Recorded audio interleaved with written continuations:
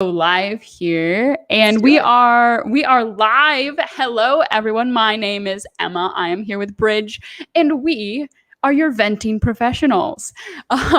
Today we are all about allowing you to do some stress relief. Working as a PT, it can be stressful. Working as an OT, a speech therapist, a PTA, a CODA, it can be really stressful. And we know in our group, Alternative Careers for Rehab Professionals, that you can sometimes really want an outlet. So that's what we're here for. We are here to allow you to vent, and maybe we can come up with solutions. Not all venting has to have a solution. I know sometimes when my husband, now, crazy to say that, I just got married. But when my husband, I sound so presumptuous sometimes, but when he tries to give me solutions, sometimes I just don't want that. I just want to vent and be done. So we can give you solutions or not. Anything to add, Bridge, for the intro? I love it. I don't think you sound presumptuous at all with your husband. It does sound like it's like another level, it's like you leveled up in like a video game or something. You went to like a different level, the marriage level. Exactly, the marriage level. Exactly. Well, thank you. We've got 6 people watching and listening so far. So I'd love to know, for those 6 on there, what are some of the frustrations you've been having? Oh, 7. Nice. What are some of the frustrations you've been having? Or if you have questions too, we're happy to answer questions as well. But today is pretty chill. We're just about 9. Wow. Lots of people wanting to vent today. But it's just about letting loose, letting your hair down. My hair's super messy, so I'm not going to let it down. Bridge is beautiful, of course. Thank you. Well, do you want to maybe start, Bridge? Anything you want to vent about, or? I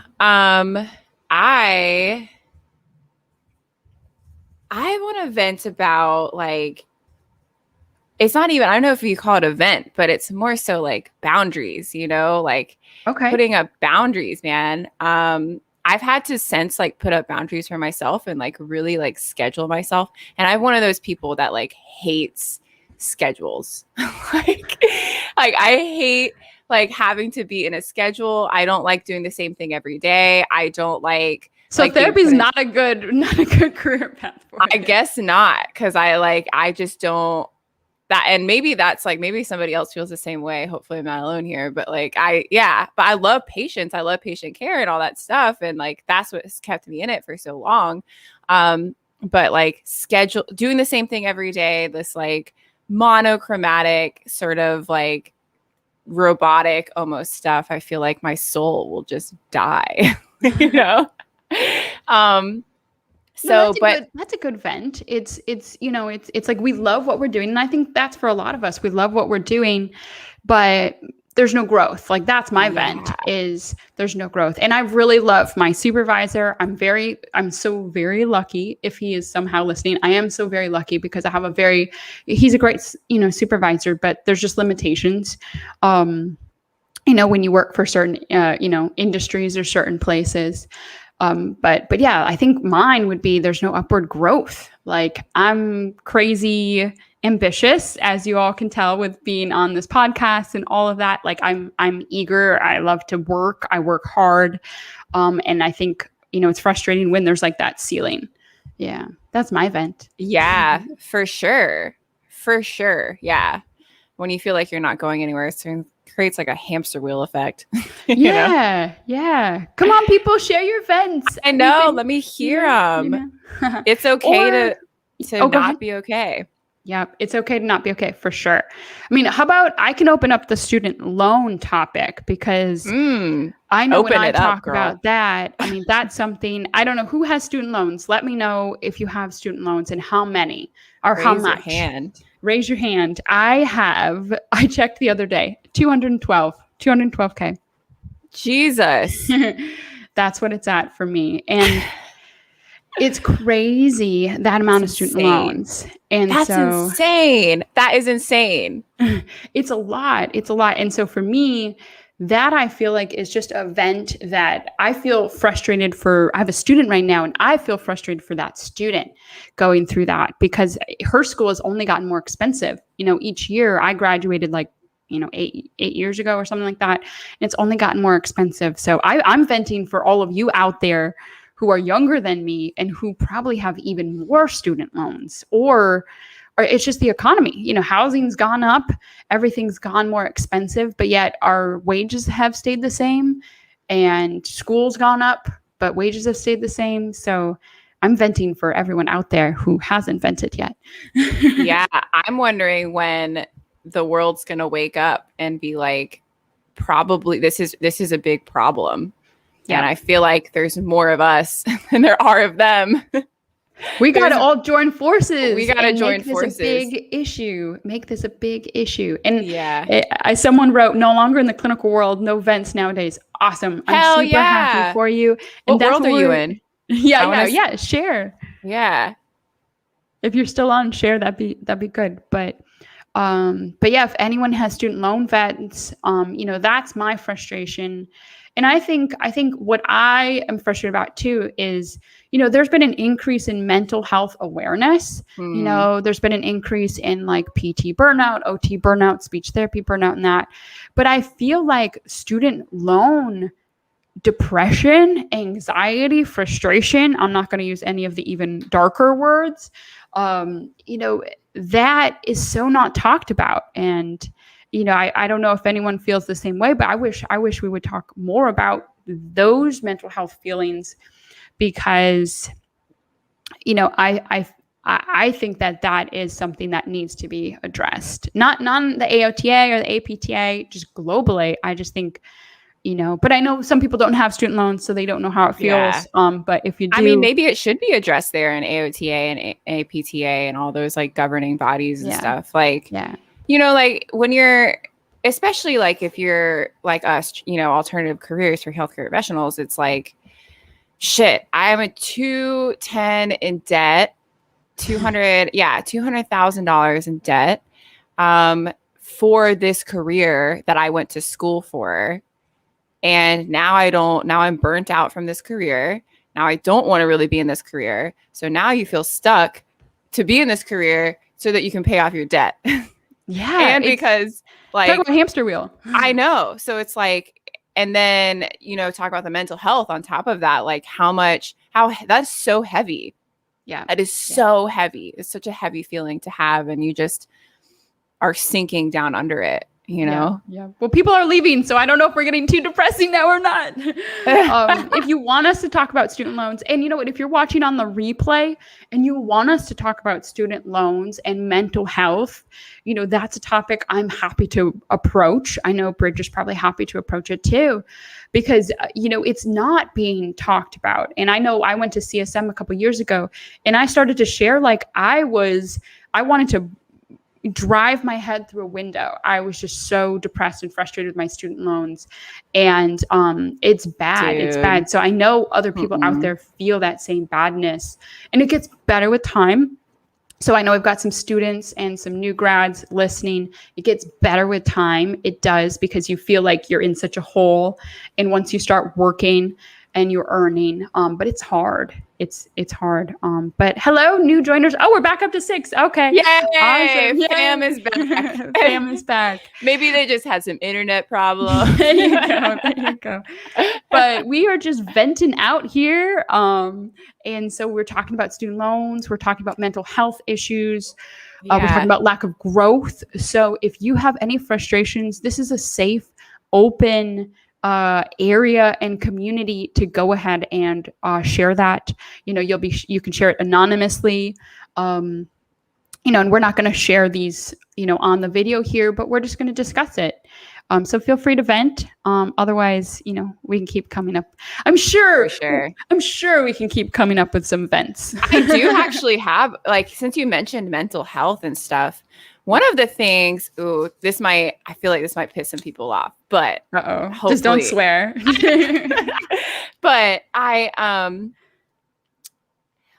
feel like I got into I'm an occupational therapist, right? As you know, so I got into occupational therapy because I thought like it was holistic, and I was like, ooh, mind, body, spirit, all of these things wrapped into one, and we get to use that to do our treatment and stuff. And then in like the practical realm of it all, it's like, I don't see a lot of the mind and I don't see a lot of the spirit when I'm treating. Well, you're handcuffed. I mean, that's how our insurance is based. Our insurance is so outcome based, and mental health is harder to justify to insurance companies, and other non-traditional methods are harder to justify and or aren't approved yet for everything. I mean, look at the challenge we've had with telehealth and getting approved for OT speech and PT telehealth use. But I agree with you. I think, I was reading something about health coaching growing so much. And I think we need to look at these trends. Like, I look at tech trends. And so I'm not as much into these other trends, but there was an article all about that and how everyone's doing health coaching. And as a PT, OT speech therapist, I'm like, we are leaving more people untreated. And great for health coaching. I'm nothing against that. But I'm just talking as a therapist here. It's like people are going to health coaching because obviously they're not getting something from us, from therapy. That's sort of what I think. And for sure. I'm glad. And one of the things that so I'm part of this other Facebook group. And it was so funny when you talk about health coaching, they were like, there was this one person that said, what do you guys think about health coaches? Like, and then all these people were like super negative about them and saying like coaches are like roaches, and just being like, and saying that it's like a cop out, not wanting to go to school to get a degree so that you can do that. But like me looking at that, so like I went to school, obviously, like I'm an occupational therapist, I have a master's and all that. And I did that whole realm. And then I wasn't finding fulfillment in it. So then I got a health coaching certification. So then I became like a health coach. Did that for a little bit. And then I went and got more and like got trained in Ayurveda. And so now I'm like an Ayurveda health counselor and doing things with like anxiety and stuff like that. And it's funny to me that like, yes, I have my master's in this occupational therapy realm, but when I go and do what I do with like my clients, as opposed to where I work at the hospital part-time, it's like, I'm not even using my master's degree at all. So it's like funny, coaches are like roaches or just using an excuse to like not go through the training, go through school and stuff and be in this unaccredited program. But it's funny that a lot of the transformations happen without a degree. You think so are you saying that like you feel like you're using a lot more of your health coaching and Ayurveda during your treatment sessions? Yeah, mostly Ayurveda at this point. Not so much health coaching, but more so Ayurveda counseling. And more so like my personal experiences, like my what's called in Ayurveda and yoga as Purusha, like my spirit, my higher self, my dharma. They say like in Ayurveda, there's 4 things that motivate people, and it's like service to self. So like self-growth and stuff, and then service to family and community and like being of purpose and community. And then service to community. Those are 2 separate things, service to family and then service to community, and then service to soul. And so that's like dharma is like your service to the community, like your purpose here in this life. And then moksha is like your purpose, your soul's purpose. Mm-hmm. And so it's like sort of from what I found, it's like you don't have to have a 9 to 5. Yeah. Like you don't have to have a 9 to 5 to make money. There's other options. And you don't have to, just because you're $200,000 in debt, you don't have to do the thing that got you in debt in order to pay off your debt. Yeah, there's lots of creative things out there. But no, I agree with you. Back to like the mental health side is, I agree. Like a lot of times in my treatment sessions, it's a lot of talking, it's a lot of listening, and so we're using a lot more. I feel like if you're a certain therapist, you're using that a lot more, that empathy to really connect with your patient and get those better results. Yeah. Yeah. Yeah, for sure. I agree. Well, for those of you joining, this is a venting session. So we're just sort of chatting away about hamster wheels, student loans. Feel free to, if you're on the replay or live, go ahead and put in, what you're frustrated about, or even wins. Like, we're totally happy here to flip it. And this could be, instead of venting and what you're frustrated about, how about some wins? Anyone saw a great patient, anyone got new clients, anyone opening up a new business, all sorts of that. Feel free to put it below. We're just here sort of chatting, we're here to be a resource. So, oh, yay, we got someone chatting with us. Nice. Yay. Okay. So this person says, as a PT, we are supposed to treat the whole patient. That is what I was taught. Exactly. Yep. Exactly. Yep. We try to treat the whole patient. But I know, it's tough because with insurance getting, I know, I don't want to say stricter, but it's just tough to always justify everything. And it's just, tough. Like, I'm all of a sudden now, instead of, I've been seeing patients for an hour, now I have to go to 2 an hour, which I know is it's not bad. I'm not complaining. Trust me. I got very spoiled in seeing one patient an hour, and I'm well aware of that. But I love the one patient an hour because I really felt like I could treat the whole patient. Now at a half hour, I'm just more rushed, like it's just not a lot of time to be as thorough as I want to. And I think that's where a lot of people can relate, hopefully. Do you feel the same way? Like, it's tough. I don't know how many patients you treat, for those who just wrote that comment, but it's tough to, I sort of feel like, I have to do all this in just such a short time. And I'm like, and it's like, next. And it's like, it's hard to. Why'd you go to 2 an hour? We have too much of backlog. Patients are waiting too long for evals and are complaining, which is well justified. And so just, we have to fit more people in. So, but I mean, I hate the mill, and I think hopefully we'll leave it at 2 an hour. Cause that's not that bad. That's very reasonable. A lot of clinics are like that, and I can do a good job at that. But any more, I think, is just, it's too much. Yeah. Is it your clinic or is it somebody else's clinic? Oh, no, I don't own this clinic. Yeah. Oh, okay. I work for the government, actually. Oh, okay. Yeah. But yes. Yeah. Any other events out there? I'm trying to think any other events. Yeah, that's super frustrating. I agree with you. I used to work in outpatient, and I would see, it's like 2 an hour or 3 an hour, or, and it got to be like, I felt like I was doing not only myself a disservice, and then as a therapist and as a human being, and also the patient a disservice too. It just didn't feel like right. It just didn't really fit. And then I got like super cynical and like jaded, because I was like, well, they need to hire more people. And like, why should they, if the philosophy is to treat the whole person, how we're treating half of a person.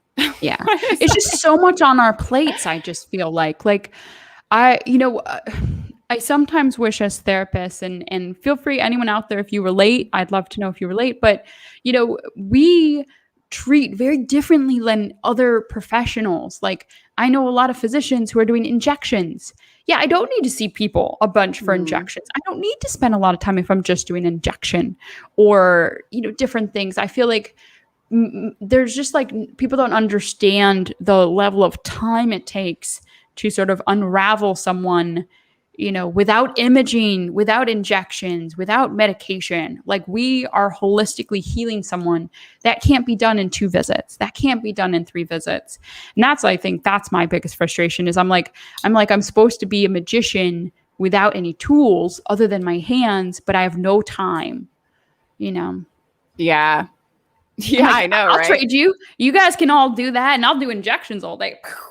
That's easy. I know. That sounds like a short and sweet 15-minute ordeal. You're not even treating a person at that point. You're just treating I can see 8 like that. Exactly.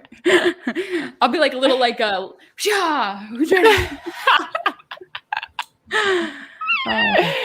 exactly. Yeah. No one else relates to that. I feel like that would be everyone's biggest vent. Like, No, no one else. Especially in outpatient, because you see a lot of that in outpatient.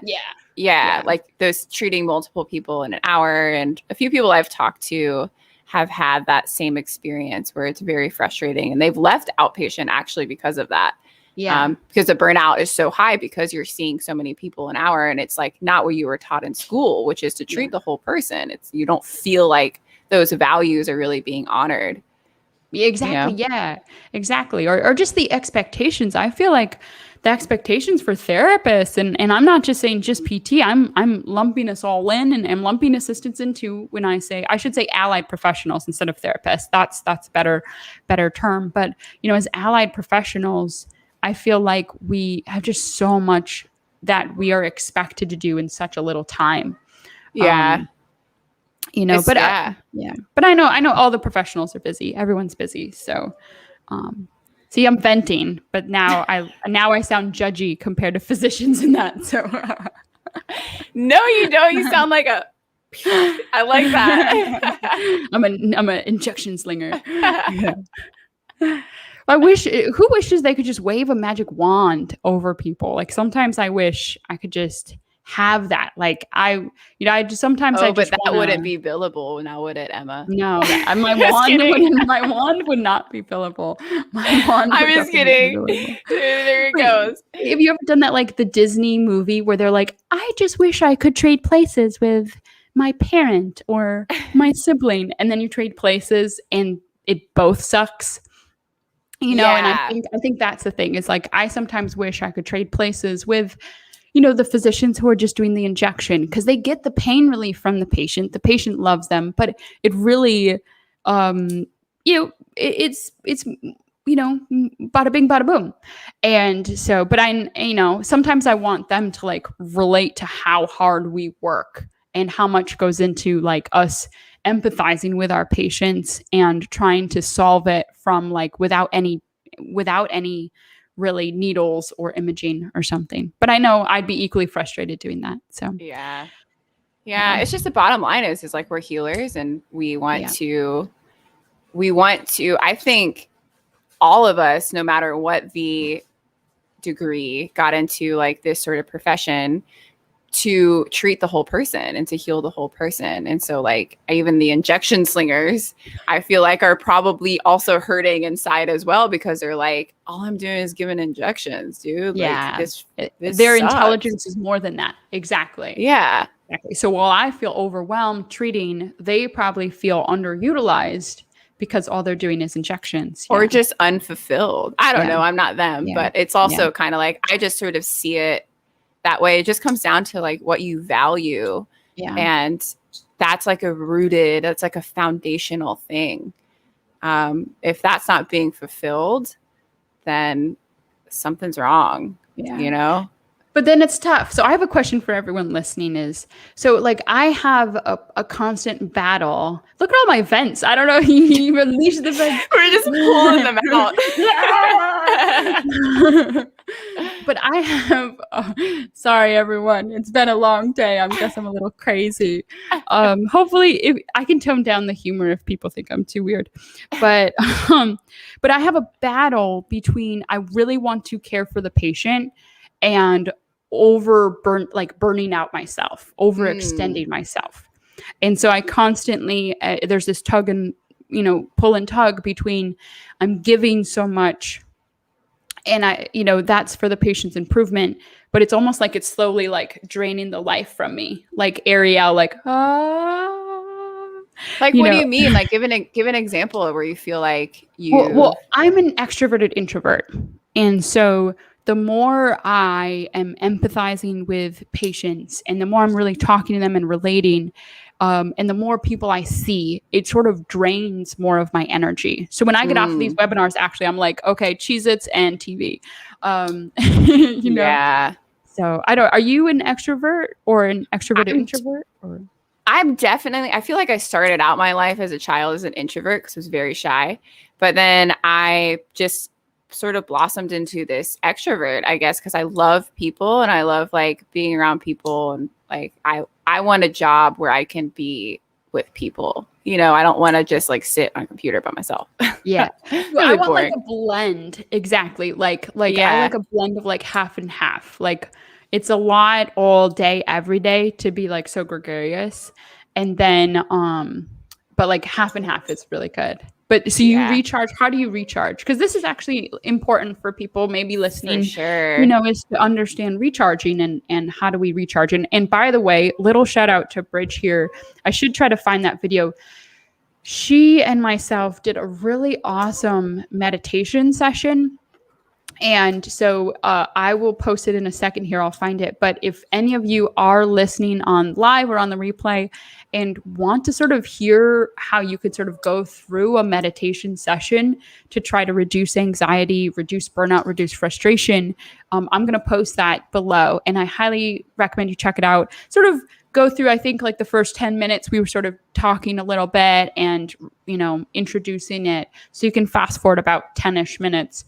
And I think the meditation session was only about 15 minutes, right, Bridge? Yeah, about that time. Yeah. So it was pretty quick, but I highly recommend it. Yeah. I always say, when it comes to like recharging and stuff, I talk a lot about the flow. Do you know what the flow is? So like the flow is like when you are doing something and you actually come out of that energized and you just lost track of time. Like there was just no time or space. You were just in it in the moment. You weren't paying attention to anything. You were just in the moment, reacting to things like spontaneously that's coming towards you in the moment. And that's the flow. And you walk away from that like, whoa, like a huge burst of energy because you just were in the moment the whole time, not frantically thinking about like this patient's over here, this other patient's over here. Like I got to do my notes today. I got to finish them. Oh my God, progress notes. Oh my God, I have 4 evals and 6 discharges and like, oh my God, all while you're treating a patient. And so I usually talk about the flow, and the flow has like, I'll tell you like how to get into the flow. The flow has 4 different components. So, and the reason why it's important to do the flow is because you won't walk away, like you said, wanted to have Cheez-Its and sitting on the couch. like your energy has just been drained from you like a huge vacuum. I guess like a succubus came along and just like, drained your energy. But yeah, so the flow has 4 different parts. And like I talked so much about value before, and one of the parts is value. You're doing something that's meaningful to you. And like obviously our job, whether it's, treating the whole person or not, like we value the person, the patient, like the human being on the other end that is there and like in trouble right now because they're sick and they have, some like a stroke or some sort of diagnosis like that, and they need your help. So you value like treating them, you value that person. And so the other thing is that you have this moment-to-moment feedback. Like right now I have moment-to-moment feedback with you because I can tell like how you're picking up what I'm saying. And like you're picking, it's like this moment-to-moment feedback where we're in the moment together. And so you have the same thing with your patients. It's like, okay, so we're working together and like, I don't know if I like did that too hard, or I don't know if they're like, did they do that wrong? Or did they, like what's going on with the exercise that they're doing? Are they in a lot of pain or whatever else? And so you get that moment-to-moment feedback. So the other thing is that there's a clear goal. So like, obviously the goal is to, not make friends. You're not there to make friends. You're there to like heal. You're there to like help that person get in and out of their shower, or, like take a shower with less assistance, or, have a 4 out of 5 MMT on their quadriceps or something. So there's a clear goal that you're doing.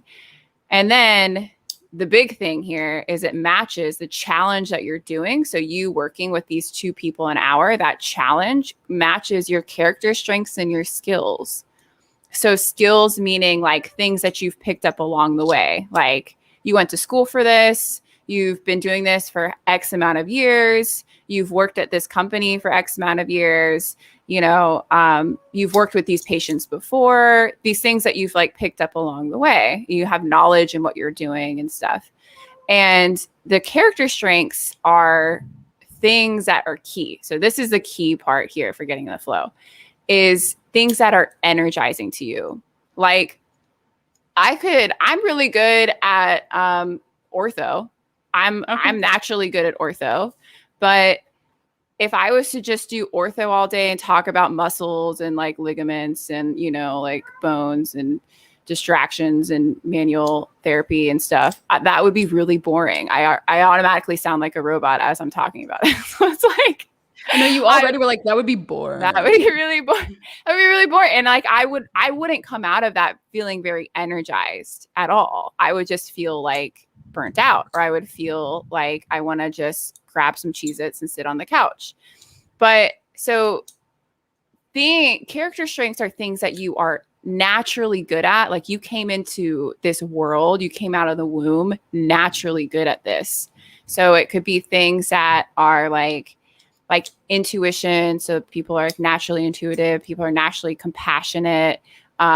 People are naturally able to like make connections between like ortho and neuro, like just naturally able to make those sort of connections. Or like, I know like I'm also a yoga teacher. So sort of like making connections between like yoga and neuro stuff, and or connecting with people, or just connecting with people, or like good talkers, people who just like talk and speak very well, empathy, very empathetic and all that stuff. And so that is like just natural character strengths that you can walk away from that moment using those like inbred things. So when we talked about like moksha before, those like soul driven things in the moment, and you walk away from that energized rather than feeling like a bump on a log.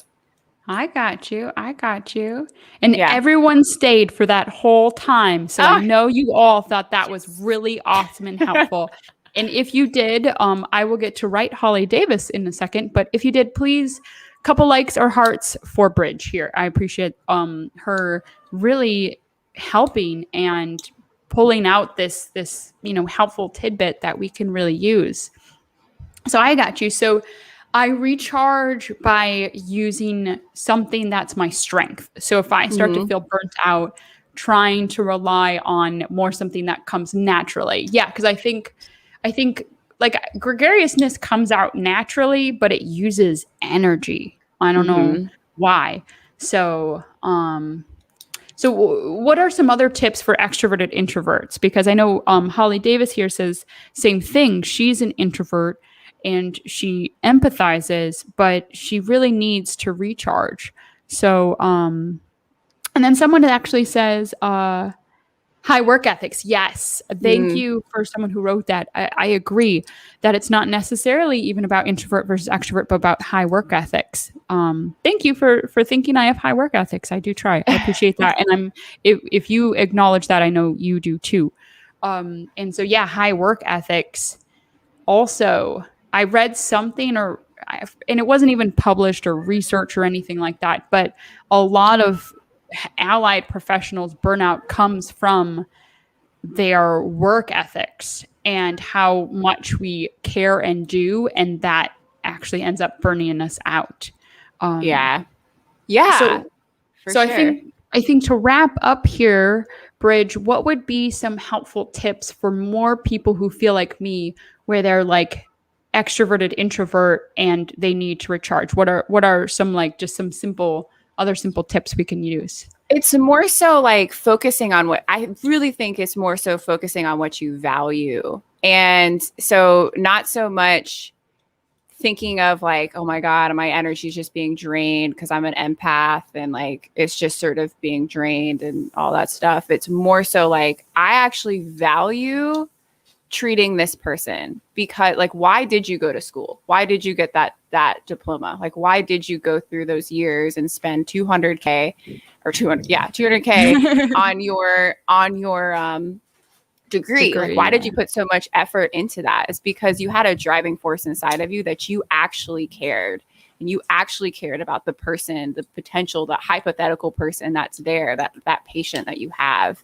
And us as healers, when we focus on that, all the other stuff when it comes to like notes and billable time and drive time or like, you know, productivity and all that stuff just goes out the window. It's like, I'm not focusing on any of those things because I don't value those things. This is not what I value. I value the patient. I value being a healer. I value the fact that I am an empath. I value empathy. And that's why I like give so much of my energy to these people. So like, I'm going to now choose to give my energy to this patient and my attention to this patient rather than productivity, notes, all that stuff. And yes, all that stuff needs to be done because we have to do notes and stuff like that. But it's what you focus on. Your attention is your greatest currency. They told you that it was money, but it's not money. It's your attention. It's what you focus on. And if you focus on what you value, then your whole day will change. Your whole world will change because you'll be doing what you love to be doing and not be doing what you are told that you're supposed to do by the system. I love that. We are going to end there because that was so powerful, Bridge. I am constantly impressed with your knowledge, Bridge. Like as I'm just listening to you, just like spew off these answers, they are always just so helpful and detailed and really, I've not heard these strategies before. So I appreciate you coming on and talking to us about these strategies. For those of you on the replay, we had lots of good things happen throughout this video. So I highly recommend you sort of rewind and watch back certain sections. And also everyone, you can comment below that Bridge is amazing because I think she is. And also if you want to get in touch with her, just simply Facebook DM, anywhere else. If they had more burnout and maybe wanted any sort of private sessions with you or something like that? For sure. Just send me a DM and then we'll kind of talk it out and go from there. Just my, you know, I'm on the, I guess I'll be tagged in this stream. So you can just find me at Bridge Ochoa on Facebook. Awesome. Perfect. Thank you, everyone. We appreciate your support. And this video also, I always forget, was brought to you by Hello Note. So check out Hello Note if you need an EMR. Thank you so much, everyone. And we'll see you in our next webinar. Bye-bye.